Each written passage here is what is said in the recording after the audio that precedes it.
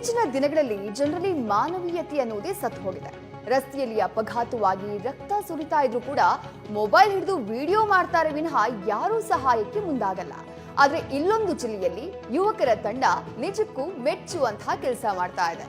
ಅಪಘಾತ ಸ್ಥಳಕ್ಕೆ ಥಟ್ ಅಂತ ಭೇಟಿ ನೀಡಿ ನೆರವಿಗೆ ಧಾವಿಸಿ ರಾಜ್ಯದೆಲ್ಲೆಡೆ ಮೆಚ್ಚುಗೆಗೆ ಪಾತ್ರರಾಗಿದ್ದಾರೆ. ಈಗಿನ ಕಾಲದಲ್ಲಿ ಅಪಘಾತವಾಗ್ಲಿ ಬೇರೆ ಯಾವುದೇ ತರಹದ ತೊಂದರೆ ಆದ್ರೂ ನಮ್ಗೆ ಯಾಕಪ್ಪ ಅಂತ ಹೋಗೋ ಜನರೇ ಹೆಚ್ಚು. ಆದ್ರೆ ಚಿತ್ರದುರ್ಗದಲ್ಲೊಂದು ಯುವಕರ ತಂಡವೊಂದು ಸಮಾಜವೇ ಮೆಚ್ಚುವಂತಹ ಕೆಲಸ ಮಾಡ್ತಾ ಇದೆ. ರಸ್ತೆ ಸುರಕ್ಷತೆಗಳ ಬಗ್ಗೆ ಜಾಗೃತಿ ಮೂಡಿಸೋದಲ್ಲದೆ ರಸ್ತೆ ಮಧ್ಯದಲ್ಲಿ ಬಿದ್ದಿದ್ದ ಸೂಚನಾ ಫಲಕ, ಹೆದ್ದಾರಿಯಲ್ಲಿ ಬಿದ್ದ ಕಲ್ಲುಗಳನ್ನ ಸರಿ ಮಾಡ್ತಾ ಹೀಗೆ ಅನೇಕ ಕೆಲಸಗಳಿಂದ ಜಿಲ್ಲೆಯ ಜನರ ರಕ್ಷಣೆ ಮಾಡ್ತಾ ಇದೆ. ಒಂದು ನಯಾ ಪೈಸೆ ಸಹ ಪಡೆಯದೆ ಸಂಕಷ್ಟಹರ ಸಂಜೀವಿನಿ ಹೆಸರಲ್ಲಿ ಸಾರ್ವಜನಿಕರ ಸೇವೆ ಮಾಡ್ತಾ ಇದೆ.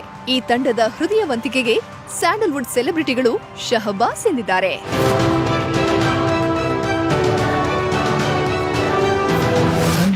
ಒಂದು ಗ್ರೂಪ್ ಇಟ್ಕೊಂಡಿದ್ದಾರೆ.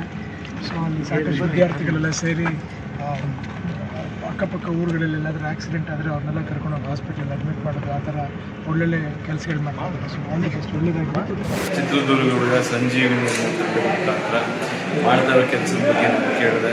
ಎಲ್ಲ ಆಕ್ಸಿಡೆಂಟ್ ಆಗುತ್ತೆ ಜನಗಳಿಗೆ ಅವೇರ್ನೆಸ್ ಮೂಡಿ ಎಚ್ಚರಿಕೆ ಮೂಡಿಸಿ ಅಪಘಾತಗಳನ್ನ ತಪ್ಪಿಸುವಂಥ ಒಂದು ಕೆಲಸ ಮಾಡ್ತಾ ಇದ್ದಾರೆ. ಬಹಳ ಖುಷಿಯಾಗಿದೆ, ಅಭಿನಂದನೆ ಸಲ್ಲಿಸ್ತೀನಿ ಅವ್ರಿಗೆ. ಈ ಸಂಜೀವಿನಿ ಅನ್ನೋ ಒಂದು ತಂಡ ತುಂಬ ಎಲ್ರಿಗೂ ನೆರವಿಗೆ ಬಂದಿದೆ. ಮತ್ತು ಈ ರಂಗಸ್ವಾಮಿ ಕಟ್ಟಿರೋಂಥ ಒಂದು ತಂಡ ನೆರವಿಗೆ ಬಂದಿದೆ ಅಂತ ಕೇಳ್ಪಟ್ಟಿದ್ದೀನಿ. ಸೊ ಯಾವುದೇ ಸಣ್ಣ ಪುಟ್ಟ ರಸ್ತೆ ಅಪಘಾತಗಳು ಅಥವಾ ಯಾವುದೇ, ಯಾಕಂದರೆ ನಮ್ಮ ಕೈ ಮೀರಿ ನಡೆಯುವಂಥದ್ದು. ಸೊ ಆ ಥರದ್ದು ಏನೇ ಆದಾಗಲೂ ಪ್ಯಾನಿಕ್ ಆಗಬೇಡಿ, ಗಾಬರಿ ಆಗಬೇಡಿ. ಸೊ ಸಂಜೀವಿನಿ ಗ್ರೂಪ್ನ ಸಂಪರ್ಕಿಸಿ, ರಂಗಸ್ವಾಮಿ ಅವ್ರ ತಂಡ ನಿಮ್ಮ ಸಹಾಯಕ್ಕಿರುತ್ತೆ. ಚಿತ್ರದುರ್ಗ ಜಿಲ್ಲೆಯಲ್ಲಿ ಎಲ್ಲೇ ಅಪಘಾತ ಆದ್ರೂ ಗಾಯಾಳುಗಳ ರಕ್ಷಣೆಗೆ ಈ ತಂಡ ಥಟ್ ಅಂತ ಧಾವಿಸಿ ಆಸ್ಪತ್ರೆಗೆ ದಾಖಲಿಸೋ ಜೊತೆಗೆ ಅವರಿಗೆ ಬೇಕಾದ ರಕ್ತದ ವ್ಯವಸ್ಥೆ ಮಾಡಿ ಮಾನವೀಯತೆ ಮೆರೀತಾ ಇದೆ. ಇನ್ನು ಈ ಸಂಜೀವಿನಿ ತಂಡ ಕಟ್ಟೋಕು ಒಂದು ಬಲವಾದ ಕಾರಣ ಇದೆ. ತಂಡದ ನಾಯಕ ಚಿತ್ರದುರ್ಗ ತಾಲೂಕಿನ ಇಂಗಳದಾಳ್ ಗ್ರಾಮದ ರಂಗಸ್ವಾಮಿ B.Ed ವಿದ್ಯಾರ್ಥಿ. ತನ್ನ ಕಣ್ಣೆದುರೇ ಸ್ನೇಹಿತನ ಸಾವಿನಿಂದ ಮನನೊಂದು ಸ್ನೇಹಿತನಿಗೆ ಆದ ಸ್ಥಿತಿ ಬೇರೆ ಯಾರಿಗೂ ಆಗ್ಬಾರ್ದು ಅಂತ ಈ ಸೇವೆಗೆ ಮುಂದಾಗಿದ್ದಾರೆ. ನಮ್ಮ ಜೊತೆಲಿದ್ದ ಒಬ್ಬ ಸ್ನೇಹಿತನು ಕೂಡ ಹಿಂಗೆ ರಸ್ತೆ ಅಪಘಾತದಾಗ ಡೆತ್ ಆದಾಗ ನಮಗೆ ಬೇಜಾರಾಯಿತು.